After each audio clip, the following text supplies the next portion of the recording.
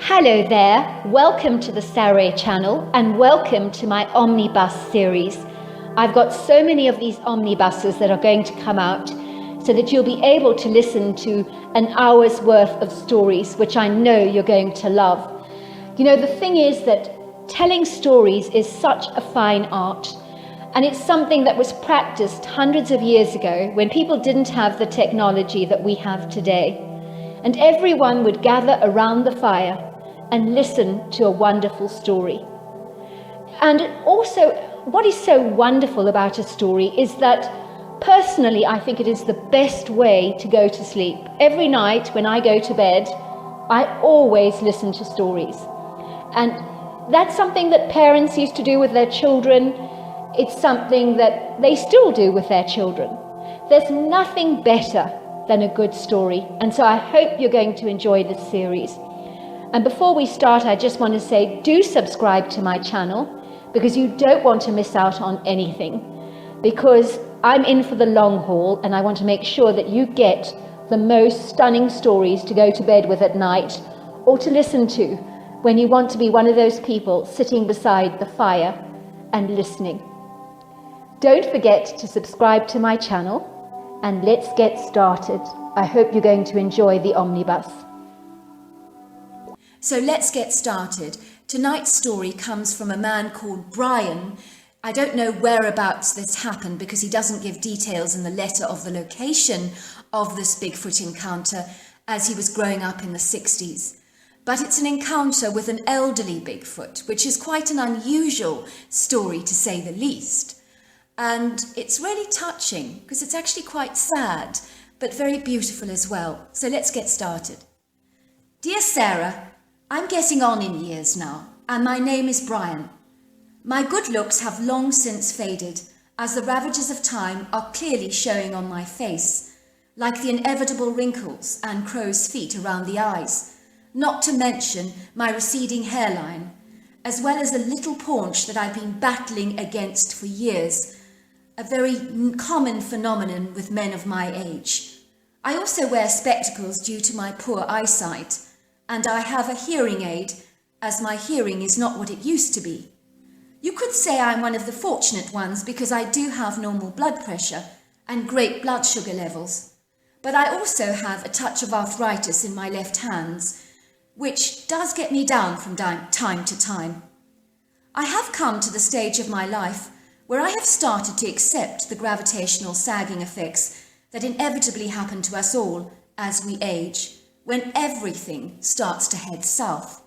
I have always professed that aging is indeed not for the faint-hearted, and I truly believe that.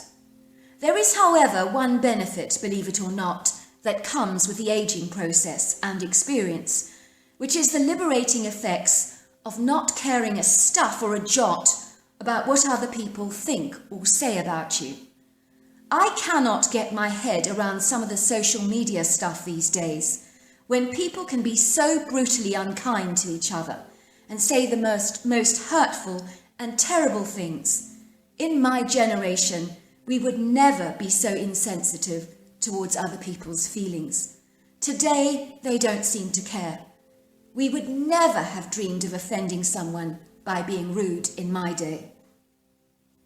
I truly think it's a tough, hard, brutal world out there, and I truly understand why so many people keep quiet about their experiences and encounters with the hairy man. Because if they speak out about such things, they may inevitably find themselves up against a barrage of abuse and ridicule, which really is extremely unfair. For many long years, I was also one of those people that kept my Bigfoot secret locked away in my heart with double bolts, because no matter what, I was never going to tell anyone my story. I believe there are tons of people like me out there. I was afraid of the mean things that people would say about me if I told them about my Bigfoot experience, because I just knew how cynical and dismissive people are. I also did not want to be the butt of everybody's jokes or regarded as a head case. It took me a lot of guts to write this letter, despite the fact that I don't care about people's opinions. because I truly believed that I would take my Bigfoot secret to the grave with me. And I never imagined in my wildest imaginations that there would be a day when I would share my encounter in an anonymous forum, which I truly appreciate because it feels good to share my story with all your listeners. My story started in the early 40s, when I was a mere 10 years old and living in the woods in my parents' whitewashed family bungalow that was both spacious and big. We also had a couple of outbuildings on our property, but around our area were tons of lakes, gravel pits, ponds, streams and beautiful valleys. You name it, we had everything. And there was an abundance of wildlife living around us, like deer, hog, turkeys, rabbits, squirrels, and the list goes on forever. And we also had our fair share of predators, like mountain lions, cougars and bobcats. As a young boy growing up, I was more adventurous than most children of my age, and more daring and bold. I loved to explore the area where I lived, and I found so many ways to entertain myself. So I guess you could say that I was an extremely resourceful and imaginative young boy. Both my parents were extremely strict and very hard on me. I was not allowed to leave any food on my plate at dinner time, because if I did, I could forget about ever having any dessert, and dessert was always the best part of the meal. I also had to be in bed by 6 o'clock sharp, without any excuse, and I was never allowed to ever venture into the woods on my own, especially at night. My parents were very concerned about the hairy giant that they told me lived in the woods. They told me that this hairy giant ate little boys for dinner, but their attempts to scare me failed miserably, although I called their bluff by acting as if their words had terrified me. I think they felt truly satisfied and convinced by my good acting, because they believed that their good, well-behaved son was both sensible and responsible and would keep out of the woods at all costs. My parents did not know that there was a whole nother side to my character that I kept very well hidden from them. They did not realize that their attempts to scare me had heightened and increased my fearless curiosity. I just knew that I wanted to get a good look at this hairy giant. Growing up, I had adored stories like Jack and the Beanstalk, so giants were of great interest to my childhood curiosity. One day I ventured into the woods all on my own when my parents were engaged in other jobs around the home. My father was fixing some of the kitchen cabinets, and my mother was busy catching up with some correspondence and writing letters to many of her friends who lived further afield, because my mother was Canadian. I remember the first day I got a glimpse of the hairy giant to be the most exciting and intriguing day of my entire life. Yet I do have to say that he was not what I was expecting to see. My childlike imagination had conjured up a different kind of a picture of what the hairy man or giant would look like.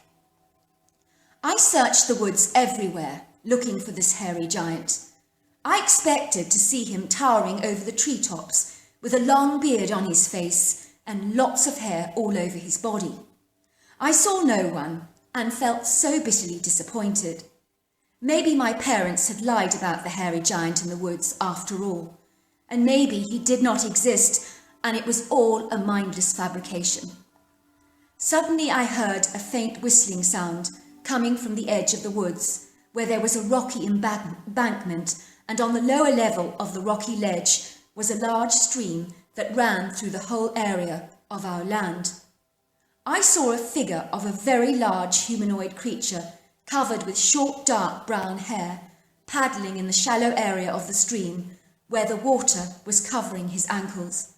His back was facing me, and I could see his very large shoulders and V-shaped upper torso, slender hips and long muscular legs.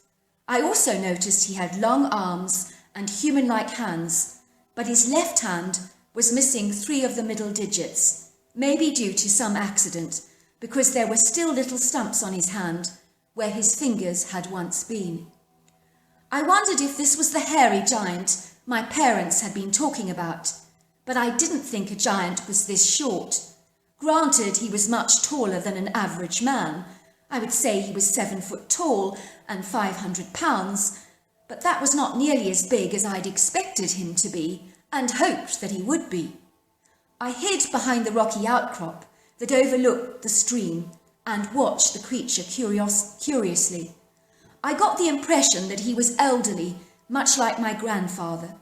Even though he was agile and strong, there was something about his very slow movements that made me see him as somewhat advanced in years. He appeared to have a small animal pelt in his hands and was using it much like a bowl to hold the little creatures that he was catching from the water inside.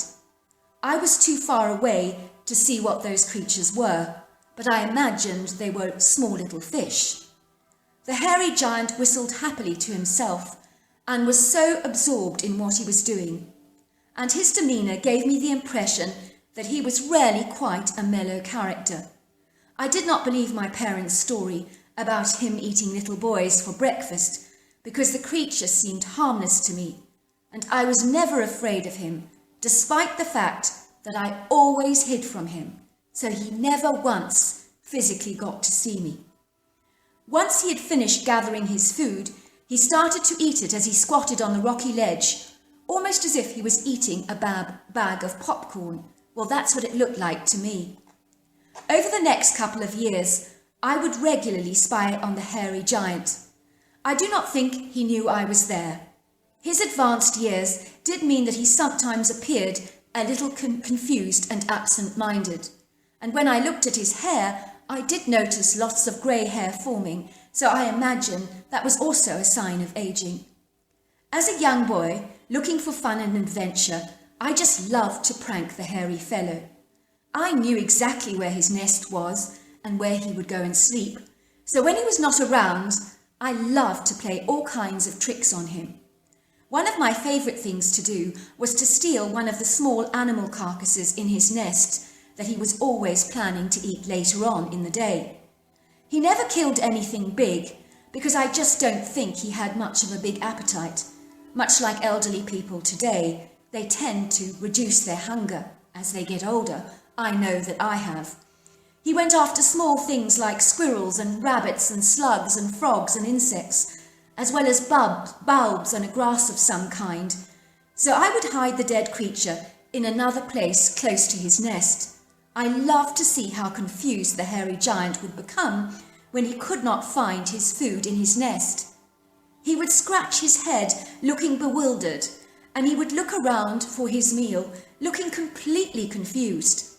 When he found the dinner later in a strange place, he would look so thrilled about the find, almost like the excitement we get as children when we open a Christmas present. That was how much he reacted and would chatter happily to himself when he found and retrieved the dead squirrel. I just loved watching his reactions, and this old creature just made me laugh. The giant hairy man had a special tree that he loved scratching his body against, and when he did this, he would moan with sheer pleasure because I think he got very, very itchy. He had rubbed a lot of the natural bark off this tree because of his excessive scratching. I used to call that his scratching post. So there was a natural long area of smooth, lighter wood exposed. One day I coated the whole scratching area with peanut butter so that his coat would get covered with the stuff, and I thought it would be funny to watch him covered with all the muck. But my prank failed miserably because he smelt the peanut butter instantly, and on his knees he licked that whole scratching area clean with his tongue.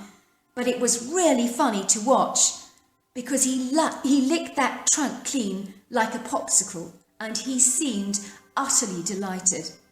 Another time I filled balloons with water and hid them under the bedding material when he sat down on his nest that was layered with lots of moss and soft grasses. When he sat down on the balloons, they popped under his weight and he got completely covered with water. It was all I could do to contain my laughter. Once again, he would look surprised and very confused and wondering where that water had come from. He had a stunned expression on his primate-like face, which was just hilarious to watch. I would have lost interest in pranking him if it was not so funny to watch his reactions. Even today, I have yet to see anyone that can compete with this comical creature and the way he facially reacted to all my little pranks. I think the creature did not have a family, which was really sad and made me warm to him a lot, because I could identify with his loneliness. And he lived all on his own in those forests, but in winter he would change the location of his nest, and he would sleep in this little run-down old hunter's cabin that was in the woods, that was very derelict, and that was where he would make his new nest.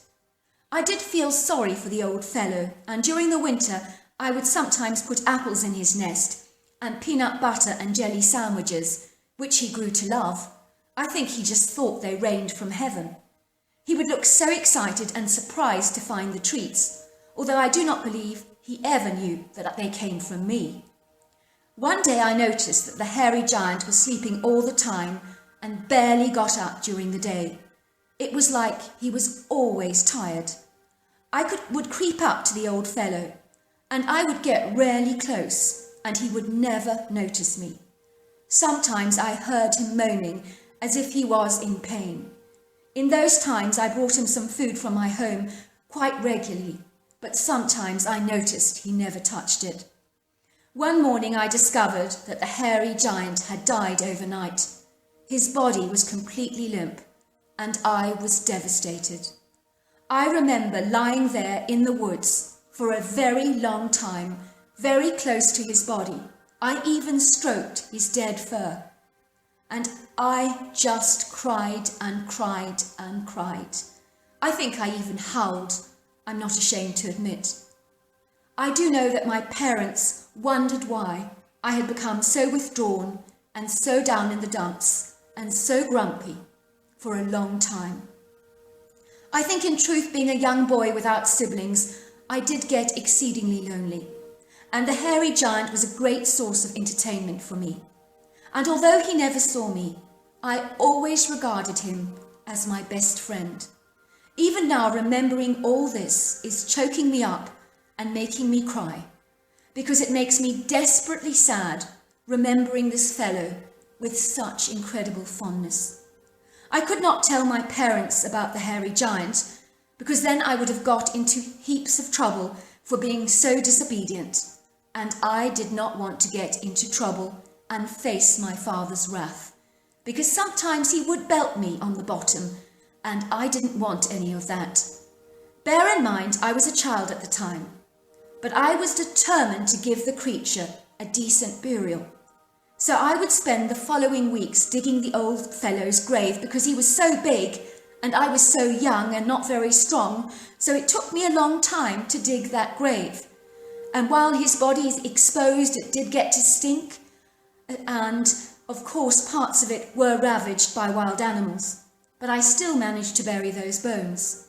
And I remember taking flowers from our own garden and placing them on his grave, and I even said all kinds of prayers over the creature. So I really gave him the send-off that he deserved.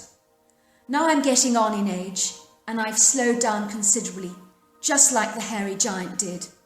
So I really identify with that time of his life, because I'm experiencing what he experienced now. I have moments when I'm also forgetful and lose things all the time and wonder where I put them. And my body is also not as cooperative as it used to be. I do not know I know exactly how the old fellow must have felt. Also, I'm completely on my own as he was in those woods. You see, my wife died 2 years ago, and my parents are long since deceased. So I am identifying with that creature more and more every single day. Please do not feel sorry for me, because like the hairy giant, I potter around my life, and many of the small things in life give me the greatest pleasure, like the bird song and the beautiful sunsets. So yes, there is still a lot to live for and to enjoy. It was 20 years ago when I discovered the creature I encountered was a Bigfoot. I learnt that from the incredible media that we have available today. I can promise you that there are tons of people out there that are sitting in Bigfoot secrets just like me, because they are too terrified to share them. But I would like to use this opportunity to encourage them to come forward in an anonymous forum like this, because it really is healing and cathartic to get all those feelings and emotions out onto paper, and hopefully share them with an appreciative and believing audience. If there is life after death, which I indeed believe there is, and if there is a heaven like many believe, one of the people I would like to meet most in the afterlife is the hairy giant. He holds a huge and very special place in my heart, and has done so from the moment I saw him. And for all you cynics out there, I promise you that these creatures exist in the forests of North America. And just because you may never get to see one does not mean that they are not real. So do not judge anyone too hardly who says that they've had an encounter with the hairy man. Do you know, I am so tearful and choked up listening to that story. I just feel for that hairy man, and I also feel for the writer of the story. I just feel so emotional. It's just so sad. But I'm just so glad that he had such a wonderful send-off. I'm sorry about that. I'm just getting so emotional. Anyway, I do hope you enjoyed the story. Until next time, goodbye and good night. Dear Sarah and all your lovely listeners, the story I have to tell you and your listeners is so utterly shocking that it sounds completely implausible and highly improbable, but I assure you it is 100% true. I never imagined that all the murder mystery novels that I had loved reading as a child would actually sprout roots and become a very real reality in my own life. Those dreadful stories you hear about in the news about weirdos that perpetrate the most horrifying, heinous murders is not something you expect to arrive at your own front doorstep one day. After all, is it not the case that those sort of things always happen to somebody else and never to you? My story begins in the fall of 1987. At that time, I'd been married to my husband for 5 long years and considered myself to be extremely happily married. And I really believed that my husband felt the same. Little did I know about the secret dark world that my husband inhabited inside his own mind, a world so horrifyingly evil it would tear the fabric of my reality wide apart, like a huge, festering, raw, open wound that would struggle to heal over for many long years. I still remember the day that I married Dan as if it was yesterday. It was pouring with rain outside at our local church, and my glorious white princess-style gown got completely soaked and soiled and covered with all these horrible muddy marks because no one had thought to bring an umbrella. Lightning flashed across the sky, and I heard the loud rumbles of thunder literally shake the ground so violently that even the dark limousine I was sitting in with my father beside me seemed to wobble under its heavy vibration. Maybe it was a menacing omen that was a warning of the unbelievable and unspeakable horrors that would be birthed into my own life sooner than I imagined possible. "That is some storm," said my father, "and on your wedding day of all things. What a dreadful shame, and not good for the photographs either." He looked at me with concerned blue eyes, and then quite suddenly shifted uncomfortably in his seat. I could tell he wanted to say something, but was holding back the words by biting his lips awkwardly. "Out with it, Dad," I urged. "Say it. I'm big and ugly enough to take it. Go on. I want to hear what you have to say." My father took my hand in his and squeezed it reassuringly, and then he looked at me and said, "Big and ugly, you most certainly are not. Why, I have never in my life seen you look more beautiful as you do today." He paused for a moment, and then he said, "You do not have to go through with this wedding. You can change your mind, and no one will think any the less of you." I stared at my father in horror. "You don't like Dan, do you, Dad?" I asked, with a sudden horrified realization, because it had never occurred to me that he felt that way about my fiancé and husband-to-be.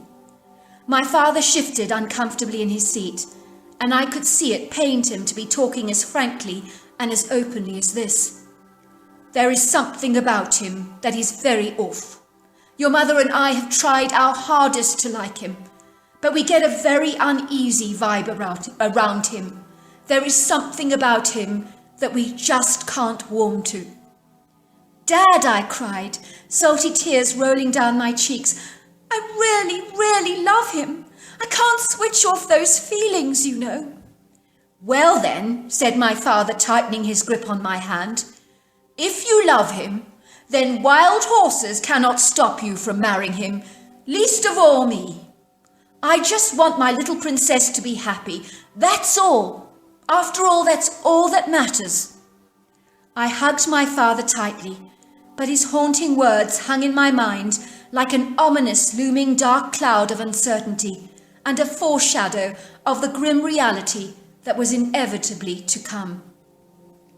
I remember meeting Dan's parents for the first time on our wedding day. I really got the strong impression that his father was a very imposing man with a really willful, cantankerous disposition, while his wife, by contrast, was subservient and quiet like a church mouse, and looked at me with wide, brown, frightened eyes. And she never spoke a single word, not even to congratulate me. It was all exceedingly peculiar. Dan and I settled in a delightful, quaint, almost whimsical-looking cabin in the countryside. Our place was very remote, exquisitely surrounded by hazy blue and purple mountainous valleys and dense areas of natural forest, with tall, majestic trees gracing the landscape. There was also a huge silvery pond on the right-hand side of the forest, set against a large mountainous outcrop of rocks. This little pond was a favourite spot for the deer to congregate, and I would spend many days watching them through my binoculars as they drank the full, cool, fresh water. I had always loved watching the deer bobbing and darting around our land, because they seemed so serene and so gentle by nature, and watching them calmed me down in rare moments of tension that I sometimes experienced. My husband had his own outhouse, literally encroaching in the wooded area on our land. It was turned into a workroom for his carpentry practice. He made furniture for a living, and some of his work was utterly phenomenal. He would design the most gorgeous kitchen cabinets for people, and he would transform old pieces of furniture into modern masterpieces. Where we lived was very remote and off the beaten track, which is exactly what my husband wanted. He did not like socializing or mixing with people much, and I just thought it was because he was quiet and reserved as a person. I had no idea how emotionally dysfunctional he actually was. One day, a glitzy pink Jeep drove down our gravel pathway towards the outhouse where my husband worked. Potential clients would always come to see my husband and how he was getting on with their various projects that they had assigned him to do.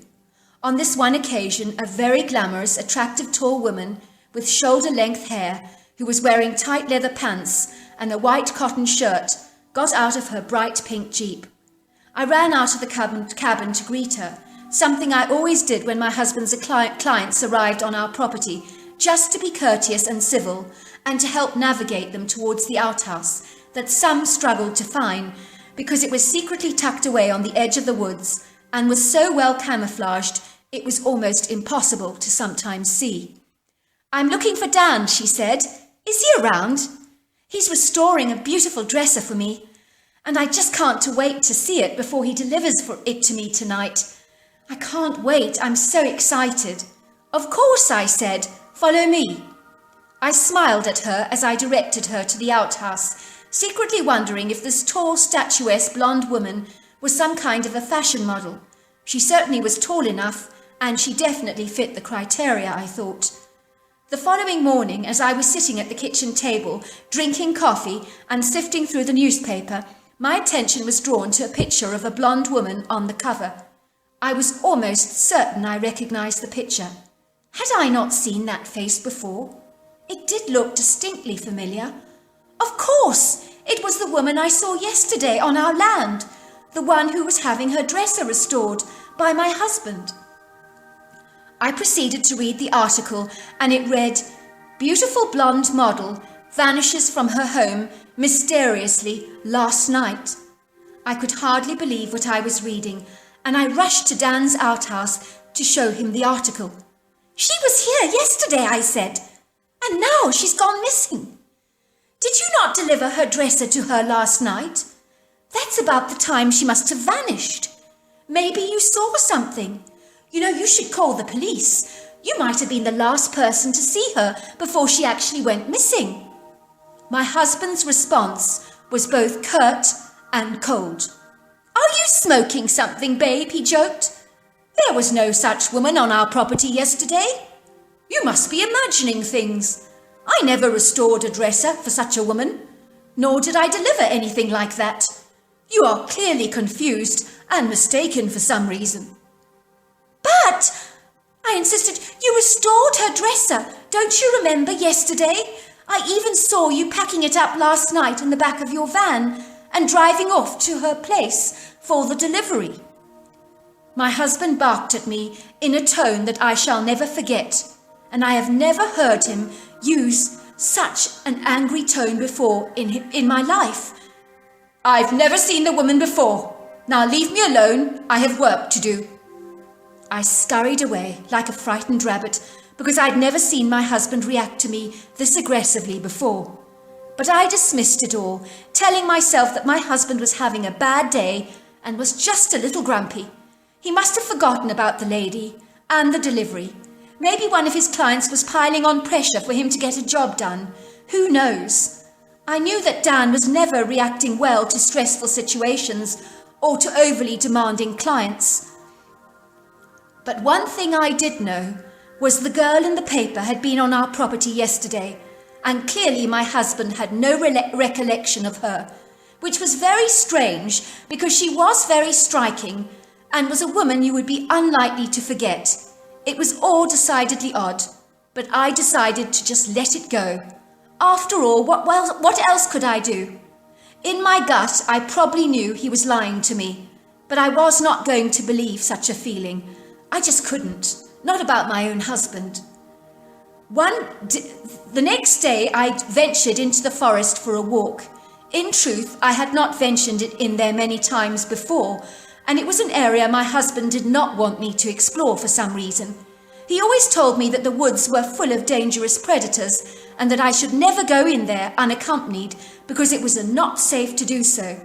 But I was not convinced that that was the case during the daylight. At night, of course, it was a different matter. On many occasions I'd heard the calls of coyotes and even mountain lions, and last night I had heard a peculiar noise that I couldn't explain. It was the sound of a woman screaming as if she was being murdered. I had heard that sound on 2 other occasions before, including strange wood knocks and whooping sounds coming from the woods, the origins of which I could not explain and remained a mystery to me. I grabbed my husband's rifle just to be safe and went exploring the woods. What Dan didn't know would not hurt him, and besides I fancied a little adventure all of my own. As I entered the forest, I noticed that everything seemed unusually quiet. You literally could hear your own breath in front of your face. That is how deadly quiet it was, which was remarkably unsettling. I cannot explain it, but I sensed something was distinctly off, but I couldn't tell what it was. I was just surprised to see that there were no signs of life, like a pretty squirrel darting up a tree, or the gentle face of a deer chewing its cud while staring at me with curious eyes through the pretty green undergrowth. I felt a sense of disappointment because the woods seemed more menacing rather than enchanting, the latter of which I had hoped to experience. However, I was not to be put off, and then suddenly I smelt the most rank smell you could ever imagine.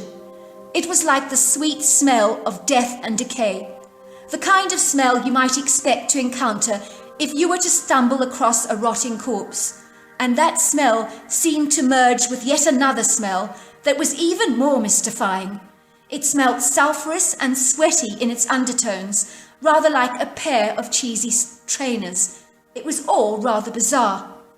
Suddenly I heard the sound of digging, like someone very hefty and strong was pulling up the earth, and I could hear the crunching sound of heavy feet pressing against leaf litter on the forest floor. I suddenly realized that someone was on our land, and since this was private property, I knew that this individual, whoever he was clearly trespassing. What was he doing, I wondered, digging on our land like this? It was all very strange. It was hardly as if our land was sitting on a gold mine or something.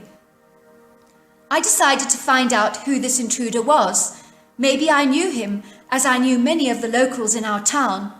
And in my heightened curiosity, I tiptoed forward as quietly as I could, hoping not to disturb the crunching leaves under my feet, and I tried to avoid making a loud enough noise to draw any attention to myself. Luckily, the digging sound seemed to mask any sounds that I was actually making. Then I saw him, the dark, shadowy figure of the intruder, and his back was turned away from me. I crept closer to get a better view of him, using my binoculars, and then I focused in on the individual to see if I knew who this mystery man may be. I nearly dropped my binoculars in horror. I could hardly believe what I was seeing. This was no man, but what on earth was it? For a moment I was unable to believe what I was seeing. The creature was covered with hazel brown hair with silvery tips, and his whole body was covered like a bear. What on earth was this thing? Suddenly it turned to the side, and his head looked in my direction, when the sound of a shrieking hawk flying overhead grabbed his attention and made him look in my way. In that moment, my binoculars focused fully on his face, which was hairless and grey, and almost human in appearance, with ape-like influences. The eyes were large and brown and wider set apart than ours, but very deep set. There was also a distinctive brow ridge, a very flat black nose, and thick lips. I noticed that the head was shaped like a bullet, and it literally flowed into the shoulders into a single piece, giving me the impression of little or no neck.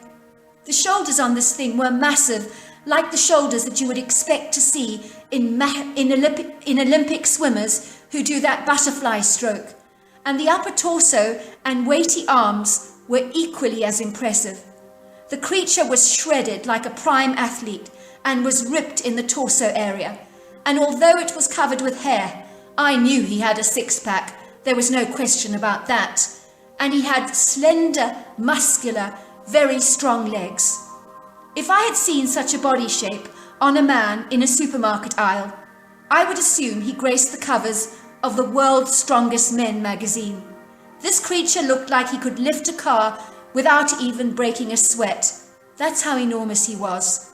I would say he was at least 1,100 pounds and 9 foot tall, and possibly 4.5 feet wide, and that's not exaggerating.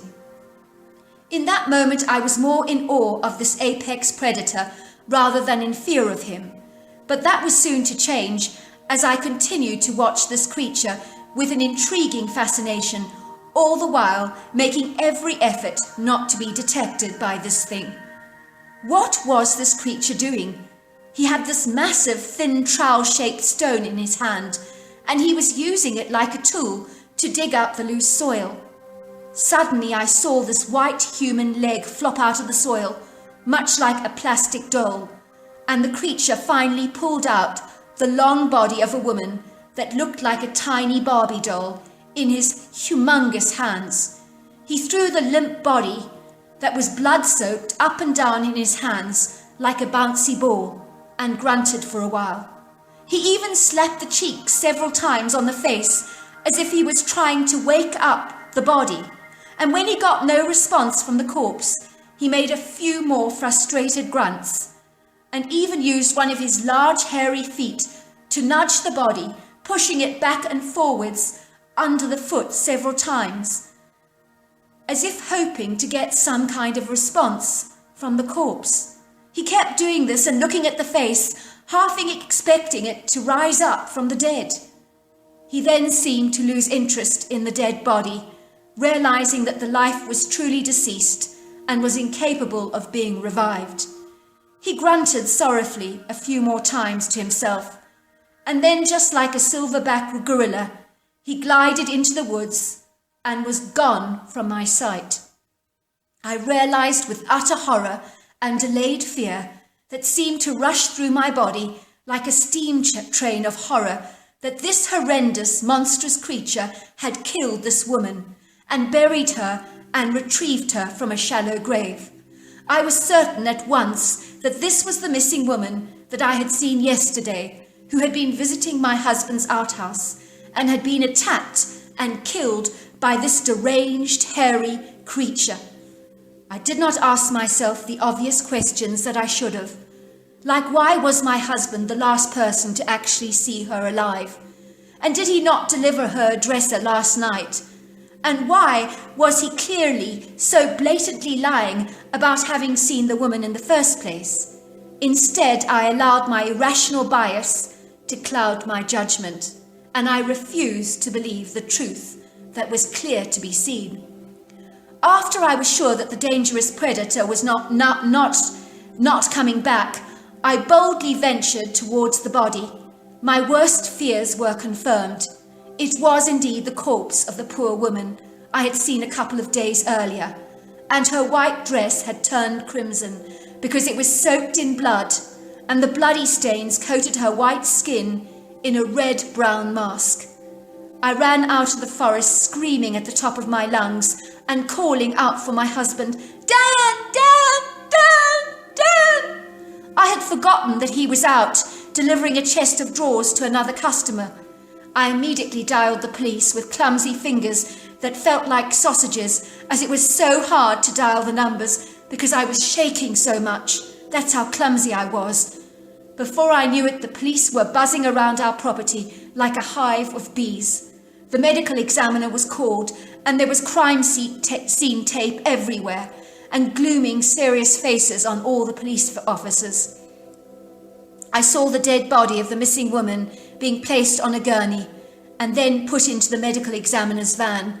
Finally, I was taken to the police station myself for an interview, and they ushered me into this gloomy, oppressive little interview room without any windows, and proceeded to ask me hundreds of awkward questions about my husband, whom I began to realize was the prime suspect in this case. I told the police that my husband had absolutely nothing to do with the grisly murder, and that the real perpetrator of this crime was a hairy humanoid ape-like creature that I had seen in the woods, playing with the body and slapping the face with its hands. It was huge, I told them, a really big, massive monster. This ghastly thing has killed this woman and buried her and subsequently retrieved her. I had seen him doing this myself with my own eyes, and he was scarier than a lion and infinitely more treacherous. I could see the police officer rolling his eyes at his friends, as if to say, "We've really got a big nutcase here." The more I went on about the hairy ape-like beasts, the less seriously the policeman took me. I even heard one officer tell another that I was deliberately covering up for my husband with such an elaborate story, and the other one replied that at least I made things more humorous and interesting with my remarkable imagination. I did not hesitate in giving the police permission to search our property without a warrant, because I knew we were innocent and had nothing to hide. Imagine my surprise when the police officer in charge of the investigation dragged a chair towards me, and with a serious look on his face, he put down a bloody knife and a rag on the table in front of me and said, "Recognize this?" I looked up in horror at the officer. "That's my kitchen knife," I said. "It's been missing for a while now." "Do you know where it was found?" asked the police officer. No, I said. It was found in your husband's outhouse, under some loose floorboards, with all these little mementos, he said, pulling out a few pieces of jewellery on the table. These are the trinkets belonging to 3 other missing women, all presumed dead. Suddenly the light went on in my mind, like a lighthouse lighting up the darkness that hid so many treacherous secrets that were now finally exposed in the cold, hard, brutal light of day. I could hear my heart pounding through my chest like a heavy drum. My husband did this? I asked, already knowing what the answer was, but I needed to hear it verbally from the officer to really believe this. Could this really be happening to me? It all seemed so surreal. I'm afraid so. We've been looking for your husband for a very long time. But I protested, are you really sure about this? I mean, could you not be mistaken? I saw the officer almost look at me with a pitiful expression on his face. I'm afraid, he said, the evidence does not lie. It was not long before my husband was arrested and charged with 3 murders because 2 other bodies were recovered in that forest. The police suspect that he may have been involved with other heinous murders of several other missing women, but my husband was not going to talk and refusing to make any comments. I remember the judge describing my husband as the most calculating, despicable, evil man that she ever had the privilege to sentence, who had a heart that was so cold it would actually melt ice. I was relieved to learn that those horrendous crimes were not sexual in their motivation, although that is not altogether true, because the psychological profiler of my husband described him as a man who had an intense loathing of the female sex. He felt women were grossly inferior to their male counterparts. He had such a hatred for women, especially those who assumed successful roles in society, and it repulsed him so much that to express his rage, he chose to murder those women by stabbing them hundreds of times over, even long after they were dead. I suddenly remembered my husband's mother's behaviour at the wedding. I could tell that she was well and truly patronised and belittled by his father, who was possibly a huge bully. I could not help wondering whether in a few years' time I would have ended up being as submissive and as pathetic as her. Somehow I thought it highly likely. I thought back to my wedding day and all the ominous warning signs that were so clear to see. If you were not so blinded by love as I believe I was at the time. There was the soaked, soiled wedding dress, the flashing lightning and the booming thunder, and then the gentle voice of my father telling me that something was really off about my husband. Why had I not listened? What was wrong with me? Why had I not seen all the telltale universal signs telling me not to marry this horrendous man? Then there was that curious, strange creature in the woods, the likes of such I have never seen in my life. The police had laughed at my story, thinking I had made it all up, because such a creature did not exist. Yet I knew what I had seen, and that thing was very real. I did, however, falsely accuse it of murdering the woman, but you've got to admit it. If you saw a Goliath hairy monster bouncing a dead woman in his hands like I did, is it not going to make you conclude that he had something to do with her death? Even a rocket scientist would assume that. The more I think of it now, the more I realize that the creature was trying to rescue the poor dead woman. He pulled her out of the ground. He must have smelt her body. He slapped her face and tried to revive her. But when he realized she was dead, he knew there was nothing he could do about it, and he wandered away. I truly think he was sad that he couldn't get her to be revived. He must have detected the shallow grave where my husband buried the woman. And possibly, I think, he did try to revive her. In a strange, twisted way, I am grateful to that creature, because if he had not dug up the dead body of that woman, I might still be married to that monstrously evil man today. And who knows, There may be more dead corpses under the forest floor, and more women who lost their lives to my monstrous husband. My husband was given the death sentence, but he hung himself in a prison cell with a sheet after he was sentenced. And I have to say to you, I did not shed a tear for him. The only tears I've ever shed are the tears of remorse for all those lost lives that were brutally lost at the hands of my monstrous husband. For a long time, I felt very ashamed of not seeing through my husband, and it really upset me. There were so many if-onlys in my life. If only I had seen this. If only I had done that. And then one day I decided that I was punishing myself way too hard. It was then that I chose to let it all go and start again. And now I'm happily remarried to the kindest person you could hope to meet, with 2 wonderful girls, and better still, my father and mother approve of my marital choice, which means the world to me. It was only 12 years ago when I realized that the creature that I had seen that day in the woods, unearthing the dead corpse of the woman, was a Bigfoot or a Sasquatch. And in a way, I'm thankful for what he did, because ultimately he showed me the monster I was married to and helped me close that door on that chapter of my life that I would so much rather not remember. Well, do you know what? I'm sure all my listeners are going to be blown away by that story. I think it's incredible that the Bigfoot smelt the dead body under the ground. He sensed that there was something recently buried there because it had been buried the night before. Who knows, maybe even the Bigfoot saw it.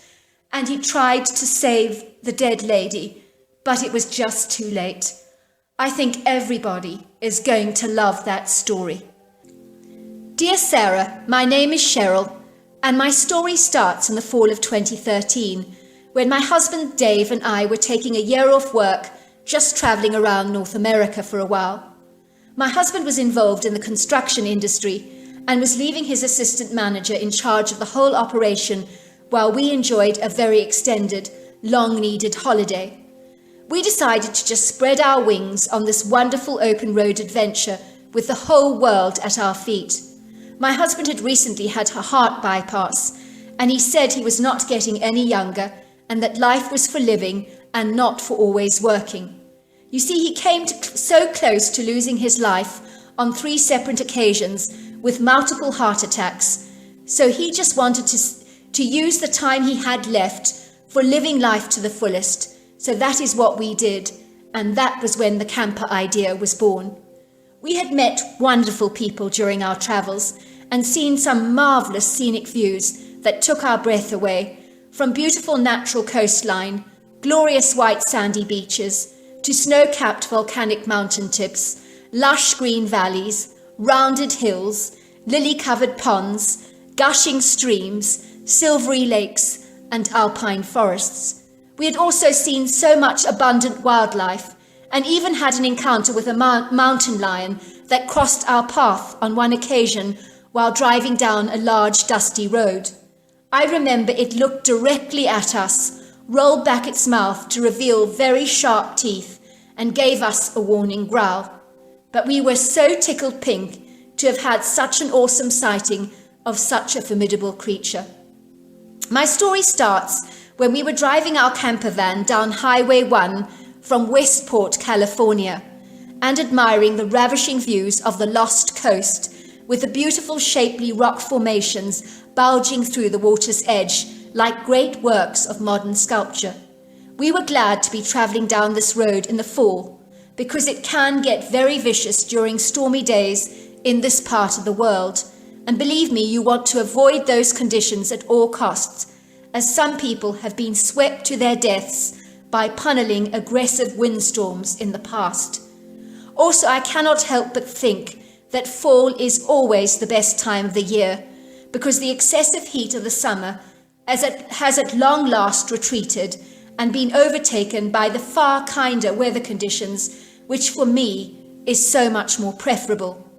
Finally, we reached the last leg of Highway 1, which is where the redwood trees finally meet the coast, and then we travelled towards Leggett. Please don't quote me on my navigational skills because they're dreadful, and my husband does the driving, but this is roughly the route I remember that we took.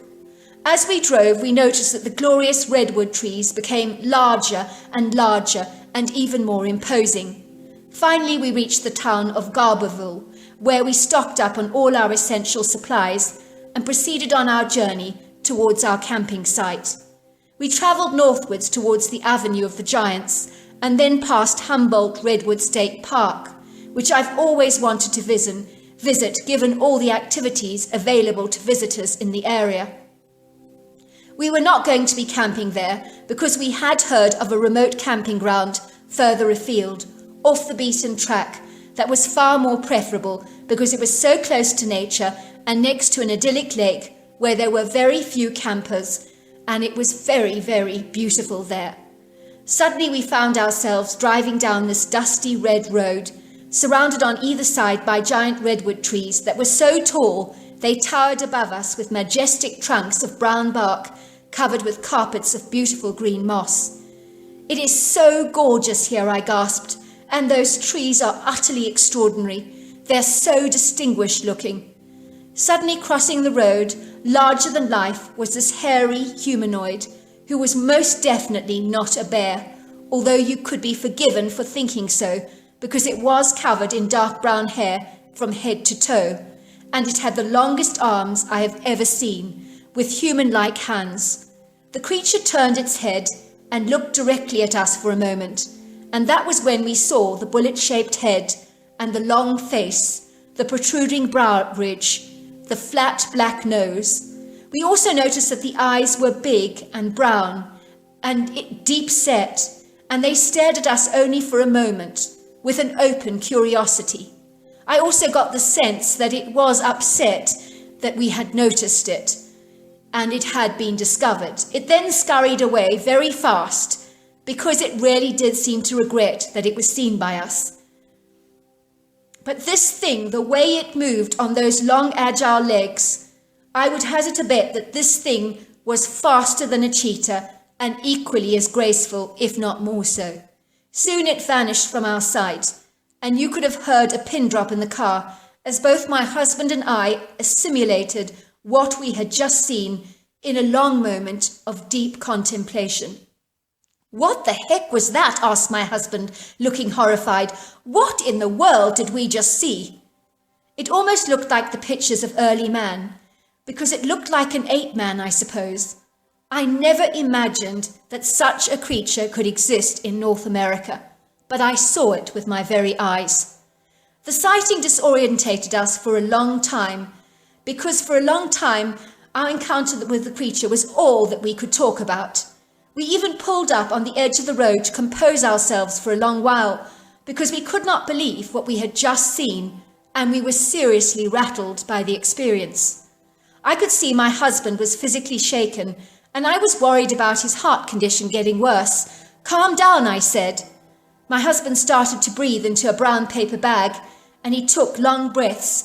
Such was his shocked reaction from seeing that creature. "I feel like I'm having a panic attack," he said. "No animal has made me feel this way before. I can't stop trembling." "The creature's gone," I assured him, "and he wasn't in pursuit of us anyway. I could tell he didn't want us to see him at all." "Maybe so," said my husband, "but what the heck was it?" Before we knew it, the day had retreated. The sun had set, covering the whole valley in glorious golden pink hues, and then suddenly the night set in, and it grew very dark. We tried to locate the campground we had been looking for, but it seemed to be so elusive, just like the Scarlet Pimpernel, because it was impossible to find. I now knew we were well and truly lost, and even our GPS sent us on a wild goose chase to what can only be described as the middle of nowhere.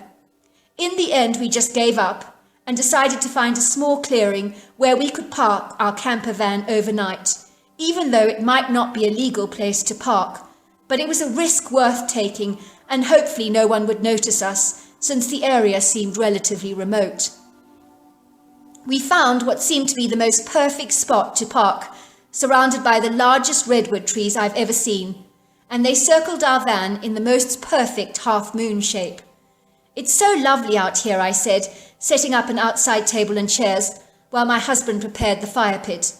I hastily prepared some Greek salad, and my husband cooked honey and mustard-flavoured chicken kebabs over the grill. It was already getting late, and I became ravenously hungry because we had barely eaten all day. Suddenly we heard a car pulling up beside our camper van, and a friendly-looking young man got out of the car, slamming the door behind him. He was wearing jeans and a white T-shirt and a dark brown cowboy hat that did give him a very sort of, cowboy-y look. "You do realise you're parked on private land," I said. He said. I explained to him that we had lost our way to the camping ground and were just pulled over for the night, but we were willing to move away if it was an inconvenience. "Look," said the young man, rubbing his moustache in deep contemplation, "this is my father-in-law's land. One of his sons was killed in a deadly car accident 10 years ago when his car overturned during the night and crashed into that redwood tree over there," he said, pointing to the tree. "My father-in-law has turned this little clearing into a memorial for his son because it is where the accident actually happened." "What? Someone was killed right here?" I asked in horror. "It gets worse," he said. "Some people have seen Mark's ghost in this very spot you're camping, and even strange lights and orbs have been detected around here, so I thought I ought to warn you." "Oh, I do not believe in the supernatural," I said, smiling, "but we're willing to move away out of respect for the poor young man who lost his life here. What a terrible, tragic accident." "It was tragic," said the young man, looking at us with misty, clouded eyes, as if covering up some tears. "Mark was one of my best friends in the whole world.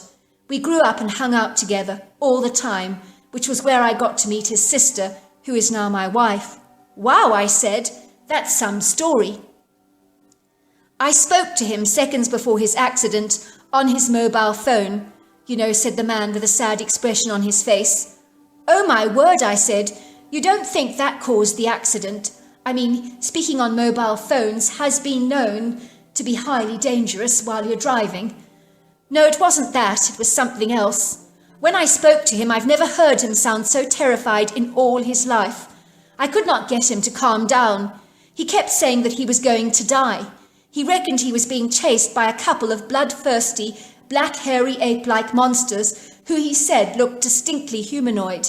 He said they were pelting his car with huge stones and roaring at him." "Wow," I said, thinking about the creature we'd seen earlier in the day. Could this thing have terrorized the poor man, I wondered? The description of the creature seemed uncannily similar to what we had just witnessed. "What did the autopsy say?" I asked curiously. I assumed there was one. "That's where the story gets more and more bizarre. It seems like the accident did not kill him straight away, but I think he was knocked unconscious. But they did find drag marks on the body, and his skull had been completely crushed by something very heavy. Worse still, it was suggested that rocks on the road had indeed overturned his vehicle." "So you think these creatures killed him?" I asked. "I have no doubt," said the man, "but we will never know who or what they were. Mark was no liar, so I truly believe his account. I've lived around these redwoods for years, and you mark my words, there is something in those forests, and whatever it is, it's not good." "Was he drinking that night?" asked my husband suddenly, as if looking for another plausible explanation for this young man's sudden demise. "No," said the man. "Mark only ever drank on special occasions, so no, he wasn't drinking, nor was he taking drugs." "Look," I said, "I think we should get moving after everything you've told us. It doesn't feel right staying here overnight. I've got a bad feeling about this." "No, please stay here," Mark insisted. "It's very dark around here at night, and you'll be worse off navigating your way around those redwoods. Personally, I think you should stay here until morning. As long as you don't mind ghosts," he teased. "A lot of people say they've seen Mark's ghost, and that's why I was warning you in the first place." We watched the man climbing back into his car and slamming the door behind him. He drove away, waving his hand at us. "What a nice man, and what a terrible story," I said, looking at my husband with a pained expression on my face. "I can't believe what he just told us. "That monstrous thing," said my husband, looking at me with wide eyes. "The thing we saw today. Well, that's the creature that must have killed the young man." "I agree," I said. "The profile fits too perfectly, almost too much. It could not have been anything else. But maybe the one we saw was innocent. There could be others around. They might be the guilty party, rather than the one we saw today." "My guess, it would be two territorial males," I suggested. I was awoken during the night to a loud crashing, thudding sound, like something hitting hard against a heavy barrier, and I looked out of the window to see the bright headlights of an upside-down car flashing against the redwood tree. I suddenly heard a car door being opened with a huge thud, followed by this heavy dragging sound, like a body being pulled along the ground, and then I heard a mighty crushing sound, like you would get if you stood on a thick ostrich egg, and crush it with your feet. I was terrified and proceeded to shake my husband violently. "Get up!" I cried. "Something is going on outside our camper." My husband peered outside the camper window, and I heard him saying, "My God!" He looked at me in horror. "It's a reenactment of what happened to that young boy," he said, "the one that was killed at that tree." We watched the flashlights of the car just fade, and the upside-down car suddenly vanished from our sight, and we saw some bright yellow orbs dancing through the redwood trees. One of the orbs looked like it had the face of a young man in it, and he was looking directly at us and my husband, and I knew at once it was the young man that had died in the tragic scene.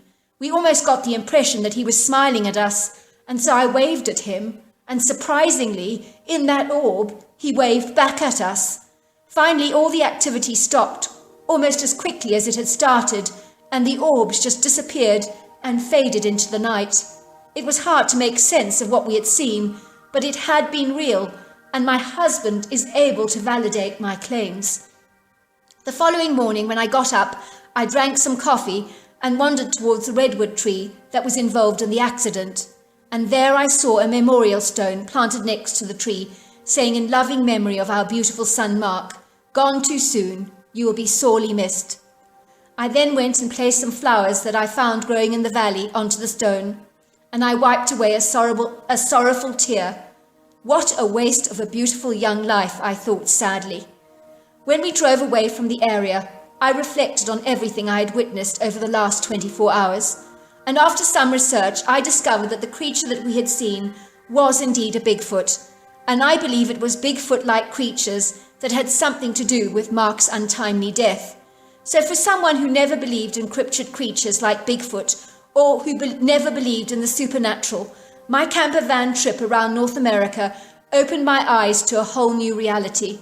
And my husband and I are much more open to things today, as we both have witnessed the supernatural and seen Bigfoot with our very own eyes. Well, I just want to thank you for that wonderful story. Absolutely phenomenal. Dear Sarah and all your lovely listeners, my name is Leslie and I live in Georgia with my husband Randall and my two sons, Victor, 15, and Jesse, 16. Well, that was their ages at the time of their Bigfoot encounter that happened in the year 2003. Sadly, I was not fortunate enough to meet the hairy man myself, but my son would differ in his opinion on that and say that I was very lucky indeed not to have crossed paths with this hairy ape-like humanoid that we choose to call Bigfoot, Sasquatch, Abominable Snowman, or even the Yeti. We live in a beautiful area of rustic North American countryside here, surrounded by the most enchanting mountainous valleys, as well as vast stretches of natural woodland, filled with tall, majestic trees. I was very lucky to inherit this property from my grandmother, and it has been in our family for generations since the 1800s. The house itself is a more recent, individualistic architect's creation that was built in 1988, which sets it apart from mainstream houses. But I like it because it blends in so perfectly with the flora and fauna in this idyllic Georgian landscape. The other thing that I love about my home is the huge glass windows in every single room that filter in all this glorious daylight. And every day we enjoy overlooking those magical views of the amazing countryside that really does enrich the quality of our lives with a huge visual appreciation that we never ever take for granted. My children are the usual rambunctious teenagers, more often than not up to no good, especially my youngest boy Victor, who is pranking people on a continuous basis. He has done things to scare me that invariably he always posts online, much to the amusement of all his delighted friends that are up for any laugh that is at my expense. There were times I would wake up, and one time I remember finding a huge snake coiled on my chest, and I found myself stroking this thing in the middle of the night, only to wake up to find that it was a snake curled up on top of my chest. You cannot imagine how terrified I was. Another time I woke up to find several tarantulas crawling all over my skin, and it was like being in the middle of the darkest nightmare you could imagine. Then there was the time my son brought some realistic looking poos which he placed on the living room carpets in strategic positions, so that when my guests arrived for a dinner party, he was able to recall their horrified expressions as they looked as if my dog had indeed been using the carpet as a toilet. So yes, my kid is a huge prankster, and I warned him once that this continuous joking would come back to haunt him one day. And little did I realize that my words would also come back to bite me. How one of my son's pranks would eventually end up going horribly wrong. One day we were all watching television, and if you have teenage boys, you'll know that they're always fighting over the remote control and, of course, what program to watch on television. I do remember one occasion my sons were killing themselves laughing over the series Finding Bigfoot. They thought it was hilariously funny that anyone could possibly believe that such a cryptid creature such as this actually existed somewhere in North America. My oldest son did say that he knew of a couple of boys at school who claimed to have had encounters with the cryptid creature, but he was certain that those boys were actually seeing bears rather than Bigfoot himself, and it was just a case of misidentification. One day both of my sons were going on a camping trip into the woods to celebrate their cousin's 17th birthday party, and judging by the whispering going on in the back of my Jeep, I knew they were up to something very mischievous. I imagined that someone was going to be subject to Victor's pranks, and I was secretly relieved that it was not going to be me. When I dropped my kids off, I spoke to their supervisor, who was taking charge of the camping trip for the boys. He told me that he would keep a close eye on my boys and make sure they did not misbehave. All I could say to myself was, good luck to you. It was at the end of the weekend, when I picked my sons up from their camping trip, that I knew that something was terribly wrong with my younger son, Victor. He's a natural joker and always has a mischievous look on his face and a broad grin. But as I looked at him through the rear mirror in the car, I knew that something was distinctly off about him. He just appeared to be so down in the dumps, subdued, and even depressed. As a mother, you can sense these things. How was your camping trip, Victor? I asked, looking at him through the rear mirror, hoping to see a positive reaction from him. He looked subdued and mumbled something that was barely audible under his breath, and immediately Jess came to his rescue. It was awesome, he said. We had a huge campfire every night, and we told the most scary ghost stories under the stars, and we roasted marshmallows. And yes, we went fishing on the Sunday, and I caught the most massive catfish, didn't I, Victor? Victor mumbled something under his breath that was barely audible, and then he just continued to look out of the car window with a long, faraway expression on his face, as if he was on another planet. It sounds lovely, I said. Did you catch anything, Victor? I did not fish, said Victor in a low, disinterested voice. Why not? I asked in surprise. Victor, you love fishing. I did not want to fish, snapped Victor in an insolent tone. Over the next few days, Victor was sullen, subdued, and withdrawn. And even though he was in our home, the place became incredibly quiet because he barely spoke a word. He never ventured outside, not even once, and spent most of the time in his bedroom. Everything he did almost became robotic, as if he was just going through the motions, like when he went to school or sat at the dinner table. And he always looked willfully detached and disinterested in absolutely everything going on around him. It was like he was in another world. I noticed that my son Jesse kept covering up for him all the time, every time I asked a question. It was beginning to annoy me considerably. Every time I asked Victor to tell me what was going on with his brother, he would just shut up and say nothing. Finally, I had reached the end of my tether, and I was determined to find out what was going on. And I took my son Jesse to one side, and I challenged him. "What on earth is going on with Victor?" I said. "Ever since that camping trip, he's been distinctly off. Did something upset him on that trip?" "You are right, Mum. Someone upset him on that trip. But it's not who you think it was," said Jessie. "What do you mean?" I asked. "Not who I think it was. You're not making any sense." "The thing that upset him, Mum, it wasn't human," said Jessie. "And that's all I'm prepared to say. I promised Jess I wouldn't breathe a word about this to anyone, and I can't break that promise." "But I'm your mother," I exclaimed. "You cannot keep me in the dark about these things. Please, I beg you, tell me what's going on." "Speak to Victor, not to me," said Jessie. Later that day, I sat down next to Victor on the settee. The television was blaring loudly on a program that didn't even interest Victor in the slightest, and he barely seemed to be focused on it, but as usual seemed to be miles away in a seemingly trance-like state. "I know what's going on," I lied, taking him into my arms. "Jessie told me everything about your camping trip, and he told me all the things that have upset you." "What?" said Victor, looking horrified. "He told you everything?" "I told him that he wasn't to breathe a word about anything, especially to you." "He told me everything," I repeated.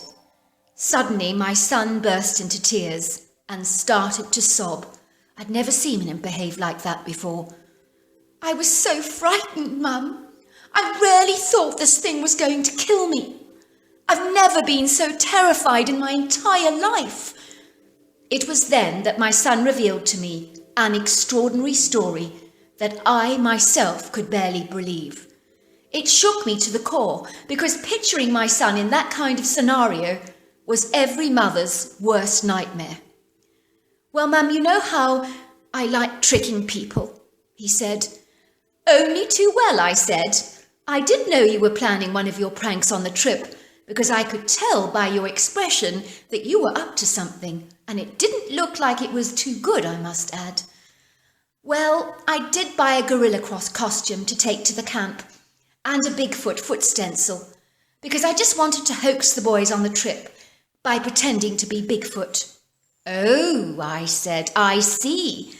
And I take it that your prank didn't go off too well." "It went worse than not well, Mum. It was terrible. We wanted everyone at the camp to think that there was a Bigfoot loitering around our tents at night. We were going to bang the tents during the night and make funny growling sounds and leave large footprints around the tent to scare everybody. It seemed like a great idea at the time. Then the next day, during the daylight hours, I was going to hide behind the trees wearing a gorilla suit and making movements so that I would be seen by everyone, and they would think that they had encountered a Bigfoot, and some people would even take footage of me and post it online. It just seemed like a great idea." "Who was in on this prank with you?" I asked. "It was Jesse and our cousin Ivan. He was on it too, because after all, it was his birthday bash, and so I didn't want to exclude him from the prank. Anyway, I wanted him to be part of it all because it was his birthday." "So tell me," I said, "what happened, in your own words?" "Well, on the Saturday night, we had a campfire. And it was great, Mum. It was so lovely under the sky. And we were roasting marshmallows and telling creepy ghost stories. when someone remarked how quiet it had become all of a sudden. It was true, because the usual night sounds like crickets and owls and coyotes had all but disappeared. And one of the boys said that it could actually mean that there was a Bigfoot in the area. I must admit, it did feel menacing for some reason, and everybody felt it. And some people commented that they felt that they were being watched by unseen eyes. I must admit, Mum, I felt it too, but I just brushed it off as my imagination being in overdrive because we'd been listening to all those scary stories and scaring each other senseless, so it was natural that we would be a little bit sensitive to our environment, and that's what I thought it was. Everyone laughed because a lot of the boys didn't believe in Bigfoot, just like me. I was pleased that people were discussing the subject of Bigfoot because I knew my pranks would even turn the hardened skeptics in our group into Bigfoot believers with my brilliant tricks. "Oh, you are cruel," I teased, "so typical of you." It was decided that Ivan and I would bang the tents during the night with our hands and stamp the Bigfoot markers around the muddy areas, which we had deliberately prepared by wetting some soil close to the tents when no one was looking. We would also make growling sounds outside the tents to scare everyone. It was decided that Ivan and I would wake up at about 1 o'clock in the morning and set our plan into motion, and we could hardly wait. When this was all happening, where was the supervisor who was looking after you, I asked. "Oh, he was in another tent a little way from us, close enough to keep a good eye on us, but not close enough to impose on our fun." "Okay," I said, "go on then, let's hear the rest of it." I was lying fast asleep in the large tent, which I was sharing with 8 other boys. There was another tent pitched next to ours, which Ivan was sleeping in with the other 8 boys. I was awoken to the sound of pebbles pelting our tent, and everyone grew very alarmed, and I was secretly recording their actions. I thought Ivan was doing a brilliant job in scaring everyone, but I was a wee bit peeved that he'd not woken me up to involve me in the activity, because we had both agreed that we would do this together. But I thought he may have struggled to wake me up and decided to do it himself. I remember thinking that he was very clever to have used pebbles to hit our tents instead of hands, because the sound was brilliantly scary. Everyone inside our tent was on edge and frightened by the barrage of pebbles being pelted at us. And then very suddenly we heard this loud, low, guttural roar. Mum, I thought Ivan had made this noise, and I did not know how he had done it, but it was brilliant because it was so real. Even I was shaking in my boots because the sound was terrifying. I was grinning like a Cheshire cat as people's terrified reactions in the tent, and I was secretly filming them. I was thrilled by their reactions because they all looked so startled. One of the boys believed it was a Bigfoot throwing pebbles at us because it did not want us camping on its turf.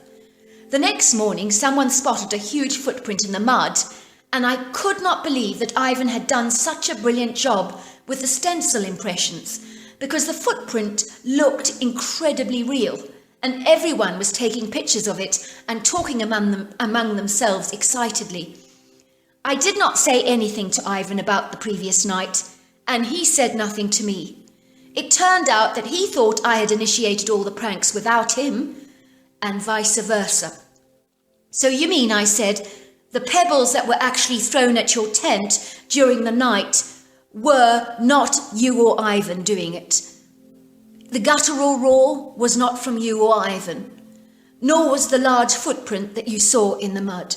"Yes, Mum, they were real, although we all thought it was our elaborate hoax, and that the campers were buying it, and they were." I wasted no time, Mum, in dressing up in my gorilla suit at about lunchtime, and Mum, I looked utterly amazing, because being tall, I rarely could pull it off, and I even stuffed my body up with fillers to make myself appear much more larger and more intimidating and more realistic. Both Ivan and Jessie said I looked the part, and very scary and very realistic. "So what did you do next?" "Well, I ran into the woods, Mum, and Jessie was going to whistle to me to let me know when the coast was clear and when it was a good time to perform my stunt. He was going to say to everyone, "Look over there! There's something moving behind that tree there. Did you not see that shadowy thing?" And get everybody to look. And then I was going to make myself a wee bit visible, and I was going to start swaying the foliage and showing them enough of myself to make them believe that they had indeed seen a Bigfoot. "Oh, you are awful, Victor," I said, scaring everyone like this. "It's so typical of you." Victor continued, "It was lunchtime, and everybody was so engrossed in cooking sausages and burgers and chicken on the grill, and they were all distracted by these preparations, so it was the perfect time. I remember how excited I was about the prank, which I'd been planning for weeks. I was waiting for the whistle, and when I heard this very heavy sound, like something massive was walking through the undergrowth towards me. In fact, I thought this was a hoax that was being turned in on me. I also got the whiff of the most terrible, unimaginable odour. It was so vile and smelt like rotting garbage and feces. Suddenly, I really did sense this formidable presence, and I looked up to see this huge creature staring down at me. And I mean, I'm 6 foot, Mum, and this creature was staring down at me. And it looked at me with a look of amazed surprise on its face. Mum, I knew that this thing was a Bigfoot, without a shadow of a doubt. I was in total shock because it was real. This thing was enormous, Mum. I've never seen anything so big in all my life. I was dressed in an ape suit and it was just staring at me. And I think because I was wearing the ape suit, it was wondering what on earth I was, because it was pretty realistic looking. And I think I made it very confused. "How big was this creature?" I asked. "Well, I told you it was big. It was at least 9 foot tall, about 800 pounds or possibly more. And it was about 4.5 feet wide. It was covered in sandy brown hair, and it had a cone-shaped head, massive shoulders, virtually no neck, and the most huge torso that I've ever seen in my life. Mum, he would have made a bodybuilder look utterly pathetic, I promise you. The best way to describe him, Mum, was he looked exactly like an ape man." "What about the legs and arms?" I asked. "Were they big too?" "He was massive all over, Mum. Without any exceptions. His arms were much longer than a human arms, and his hands were like owls, only infinitely larger, with fingers as big as sausages. The legs were shorter in length in comparison to the rest of his body, but they were long and big, if you know what I mean. And one thing he was very muscular." "And the face?" I asked. "What about the face?" I watched my son physically shape as he remembered the face and described it to me in detail. It was big, much bigger than Owls's, and longer. No, it was very elongated. It was as if the skin was also grey in colour, and the nose was flat but dark, very much like a dog's. The mouth was thin, but the teeth were big and human-like, and much, much bigger than Owl's. And the eyes, they were deep-set and dark brown in colour. What did the creature do? He looked at me in such a strange way, because I was wearing that gorilla suit, and I think it was realistic looking, as I was telling you before. So I think he was puzzled by what I was, and didn't know quite how to react to me. When I saw the way he was looking at me, I suddenly began to realise that he could see me as a rival Bigfoot. So I immediately pulled off the gorilla face. Luckily, it was a separate part of my costume, and I threw it on the ground towards him. You see, Mum, I needed him to see that I was human. I felt that would impose less of a threat than if I was a rival Bigfoot. "What did he do next?" I asked. "He picked up the ape head, and he examined it closely and studied it for a while. He looked very puzzled, and he even smelt it and grunted at it all the time and looked up at me curiously. I got the impression that he was terribly muddled and wasn't making sense of why I had been wearing this thing in the first place. After a while, he let out this huge thunderous roar and started pounding his chest like a drum. I knew immediately that was like he was showing me who's boss. He didn't look happy, Mum. So I just stood there. I was paralysed with fear and I felt sure he was going to kill me. So I know this sounds crazy, but I shut my eyes as tightly as I could and I looked at the ground to avoid his stare. And I just stood there. What did he do next? I asked. He grunted a few times, but I could sense he had calmed down. And then he just turned around and walked away. And as he walked, I could see he was carrying the gorilla head in his hands. And he was constantly feeling it with his hands and examining it all the time while he was walking. Mum, after he had gone, I wet myself. I stood there for a few minutes, barely being able to move. And then I heard Jessie whistling. But I didn't perform my stunt. Instead, I ran back to the camp, wearing nothing but my boxer shorts because by then I'd pulled off my entire costume. And everyone saw me rushing into the tent, and they all thought I'd seen a ghost because I looked so deathly pale. You poor, poor thing, I said, cradling my son into my arms and comforting him. I found out later, Mum, from Ivan, that he hadn't been the one pelting our tent that night. So it must have been the Bigfoot that I'd seen, that had been doing all those stunts during the night. I then went to tell the supervisor everything that had happened the previous night, and all about my encounter with that hairy beast. And he said that I was just making it all up, and that I was trying to trick him, and that it wasn't funny. He saw my gorilla suit minus the head and the stencil, and he believed that I had been deliberately scaring everyone by pretending to be Bigfoot. He also had his tent pelted on the Saturday night and said that he'd known all along that it was me. He even told the boys about my hoax, and so when I told them about the real encounter, nobody believed me. Everybody said they knew how brilliant I was at performing stunts. And even Ivan was starting to doubt that what I was telling him was truthful. Mum, you were right. My hoaxing has come back to haunt me. My son looked at me and said, you know what is more extraordinary than anything else, Mum? Is that Bigfoot is real, because I've seen him myself, and if I never see him again, it'll be too soon. That creature was utterly terrifying. I was also stunned by my son's revelation.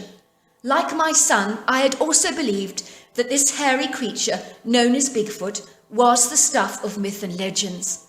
And I believe what my son told me, even though he is the world's greatest hoaxer, and perhaps because of it. And now I was beginning to realize that those encounters that people experience with these creatures all around North America are definitely real. So there you are. That's my story. Do you know, I just want to say thank you so much for sending me the story. Isn't it so funny how you can perform a hoax and it can end up backfiring on you? Everybody began to believe that this Victor chap, who is your lovely son, had performed this incredible stunt because he was so good at performing stunts in the first place. And when he actually does something that actually fails and backfires on him, they all think that he was indeed the real deal, that he was pretending to be Bigfoot.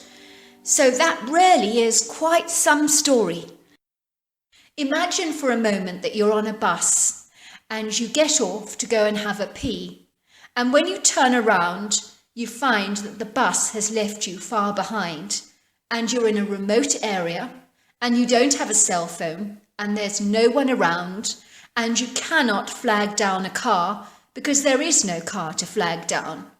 You're stuck there and you just have to hope with all your heart that someone on the bus realizes that you're not there.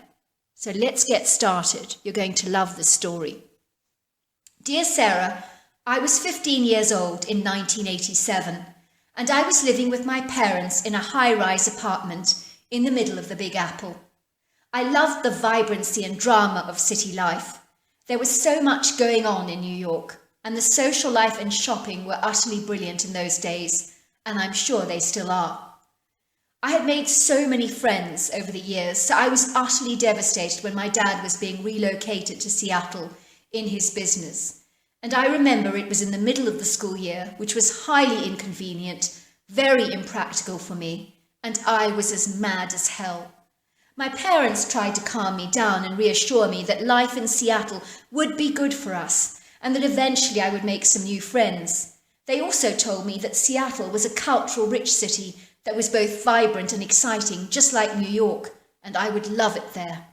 I remember spending the remaining time we had left in New York feeling dreadfully sorry for myself by sulking all the time and refusing to engage with my parents in conversation. I really thought that behaving in this way would get my parents' attention and that ultimately they would change their minds and we would stay in New York. But that was not to happen. Even though my parents were upset by my tumultuous behaviour, their minds were clearly made up, and we were relocating to Seattle come hell or high water.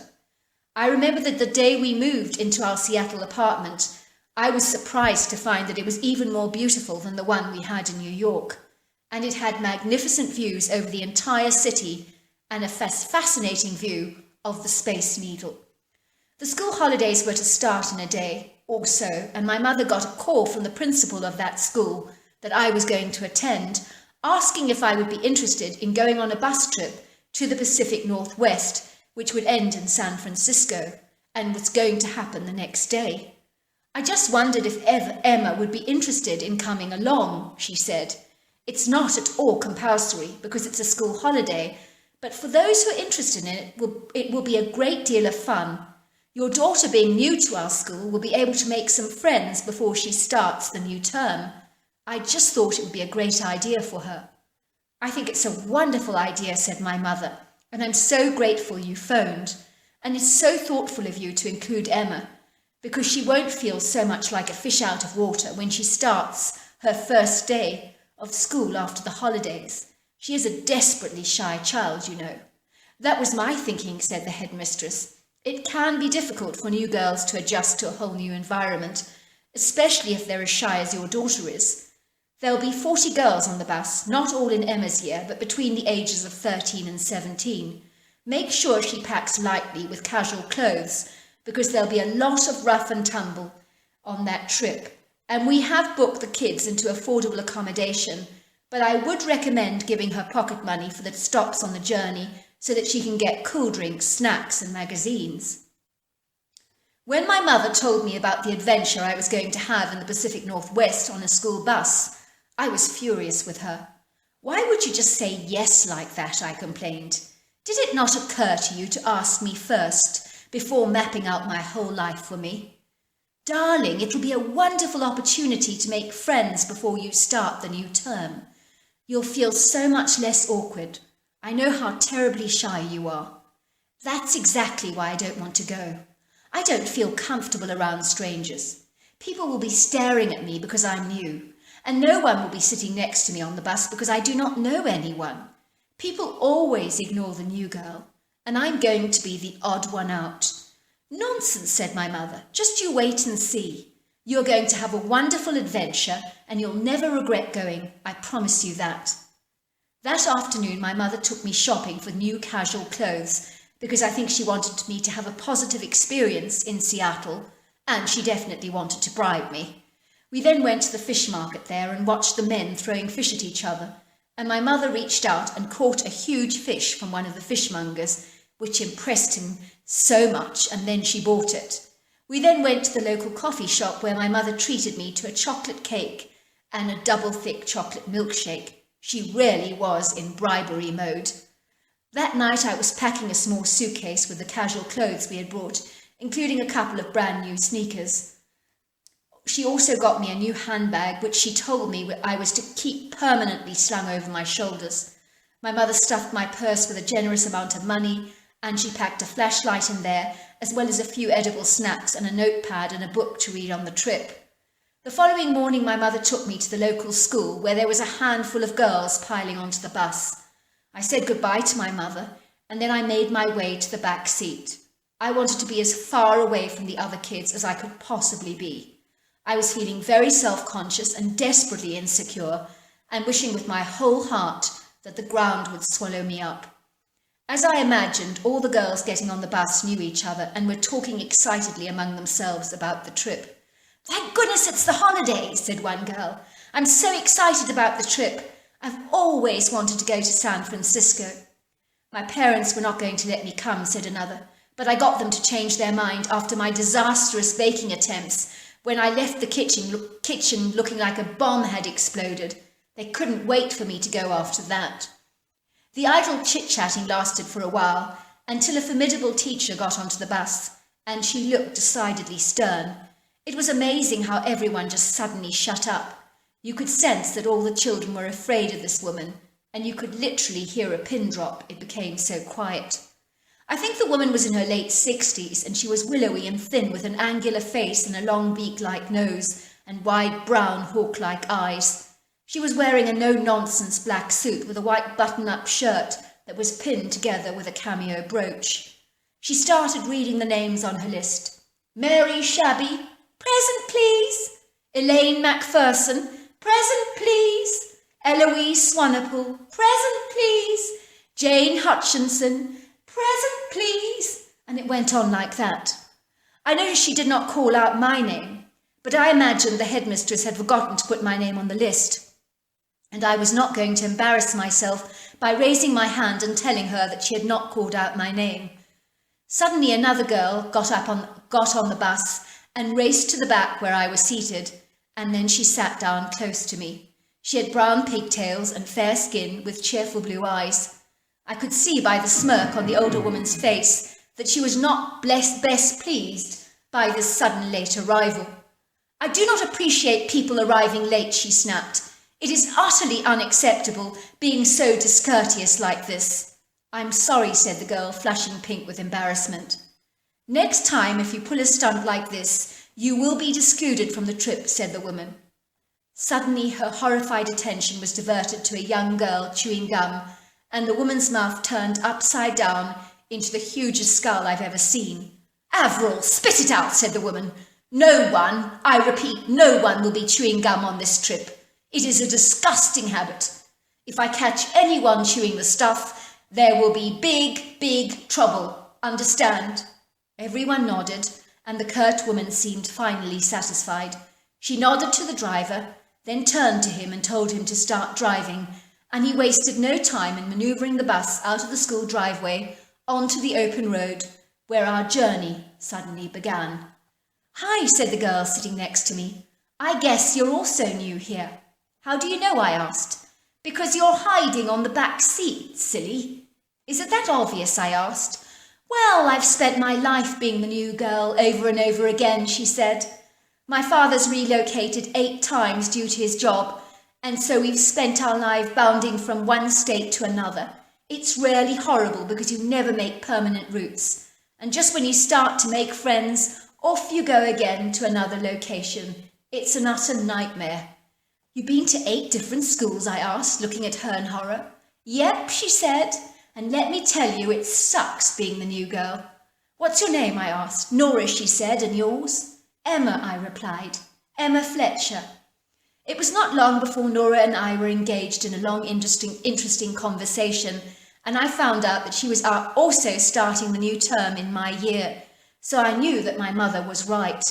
At least I'd feel less like a fish out of water, because I had a new friend who was in exactly the same boat as I was, and maybe she could teach me a thing or two about fitting into a brand new school. The bus trip was not so bad, although I did find the bobbing movements of the bus caused me to fall asleep on multiple occasions, and I even noticed the stern teacher who was in charge of us had nodded off a few times herself, much to the amusement of all the girls on board. The bus regularly stopped at different locations for refreshments and toilet breaks, and on the first night we stayed at a place in close proximity to the Olympic National Park, and the second night was spent in Portland, and the third night was spent near Reedsport. But it was in the afternoon of the 4th or 5th day that things went badly wrong. My recollection of exactly what day it was and the exact place is a little hazy and faded, and I apologise for that because it was a very long time ago. I do remember that the area was close to the Redwood National Park, if that helps at all. Suddenly one of the girls felt like throwing up violently, so the teacher asked the bus driver to pull off to the side of the narrow red dirt road. It was an impromptu stop that had to be made because the girl was certain she was going to throw up everywhere, and the teacher did not want to throwing up in a paper bag and smelling out the whole bus. "If you must be sick," she scolded, "then it's not going to be on this bus." The girl got off with the teacher trailing behind her. We could hear her spew out her stomach contents violently. It was then that Nora prodded me, telling me that she needed to desperately pee, and we should take this opportunity to get off the bus and then on before the teacher saw us. So that's what we decided to do. We were in a remote wooded area where there were no cars in sight. It was like we were in the middle of nowhere, surrounded by purplish mountainous valleys and large statuesque redwood trees that were both regal and majestic in their appearance. Nora and I dashed over to a very large redwood tree in the clearing, where she proceeded to attend to her business. Then suddenly we heard the sound of the bus engine starting up and moving away. In horrified realization of what was happening to us, we ran after it as fast as we could, trying to flag it down, but the bus moved away into the distance, leaving us far behind, staring in horror. I was devastated about what was happening to us, and it was the worst feeling in the world because being left behind like this was terrifying. For a moment I just stood there in a shocked silence, not daring to say a single word. It was Nora that broke the silence. "Did that really just happen?" she said. "The bus has just left us behind, just like that?" I looked at her in horror and said, "What are we going to do?" Nora assured me that the bus would come back for us, but I was not as optimistic as her. After all, Nora and I did not have our names on the teacher's list that she would invariably use later to call out our names of all the children on the bus. Worse still, we were new to the school and had not mingled with the other kids over the last couple of days, but hung around together. And then we were sitting in the very back of the bus, where we were barely noticed by anyone. "I cannot believe this has actually happened," I said to Nora. "It could be ages before anyone discovers that we are actually missing." "Do not be so negative," said Nora. "I'm sure someone will notice we are missing." Nora was optimistic, but I was feeling very uncertain about our precarious situation. We could not flag down a car, as the area was off the beaten track, and there was no traffic. Besides, if we moved away from the spot, the bus may not find us if it turned around to come and get us. Worse still, we had no cell phone communication in those days, like they do today. So we had no choice but to hang tight and wait. That was all we could do. Nora and I both sat down on the ground, our backs seated up against a large redwood tree for support. I remember that I had a few snacks in my bag, as well as a flashlight, which I hoped I would be of use during our potentially long wait for help. And believe me, they were. Fast forward several hours, and Nora and I knew that help was not coming. Well, not immediately at least. We assumed that we had well and truly been forgotten, and we now knew that we faced the very real, daunting, alarming possibility of spending the night out in the open, without cover, exposed to the elements and to dangerous wild animals. Luckily, it wasn't cold, but it really did not make it any the less scary for us.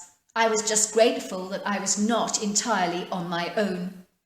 It suddenly became dark very quickly in the valley, but I was relieved to see that there was more light than usual, because it was a half moon. We both did look up at the night sky and admire the Milky Way. If our situation was not so unfortunate, we may have enjoyed the glorious, beautiful night. You could hear the sounds of crickets and frogs in the valley, and the occasional hoot of an owl. I shuddered to think what was out there. Maybe a hungry mountain lion was loitering around, or even a coyote or a bear. I tried to push those terrible thoughts aside and imagine myself at home. Returning to Seattle now seemed like a very desirable proposition. I just wanted to be away from this horrible, creepy place that seemed to have a menacing vibe about it. Suddenly I noticed that the chorus of frogs and cricket sounds had receded, and everything became very still. The quietness was deathly and was extremely disconcerting, especially when you've been left on your own. I felt almost at once that something was wrong, and I could tell by Nora's expression that she also felt it. "Did you see that?" she asked, looking at me aghast. See what? I asked. I don't see anything. Red eye shine, she said. From the trees over there, she said, pointing to an area on the left. Did you see it? She cried out. It's freaking me out. It's probably an owl, I said, feeling secretly a little uneasy, but not wanting to show it. That's no owl, she said. There's no branch there. It has to be tall. Stop scaring me, Nora, I scolded. Is it not frightening enough out here already, without you making all this stuff up? But I'm not, protested Nora. There is something there. I do see red eye shine. At that very moment we heard a twig crunching, and that was the most terrifying sound to hear when you're all on your own in a remote spot. It is terrifying. Did you hear that? I whispered. Nora nodded. And whatever it is, it's coming this way. All I can say to you was that it sounded like a very heavy man wearing boots was coming towards us, because whatever or whoever it was, they were walking on 2 feet. That was clear. Nora and I immediately hid behind the redwood tree to take cover, because whoever this intruder was, we were certain that it was both powerful and dangerous. We didn't get the impression it was human, even though it was walking on 2 feet. Suddenly we saw this very dark form gliding towards us, and this creature appeared to be enormous. In the moonlight we could see the dark humanoid shape and the long arms, as well as the red eye shine that Nora had mentioned earlier. The creature must have seen us, I thought, and the fear was so terrible it was causing me to hyperventilate.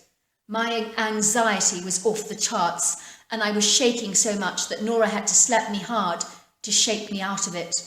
Stop drawing attention to yourself. Do you not know wild animals can smell fear a mile off?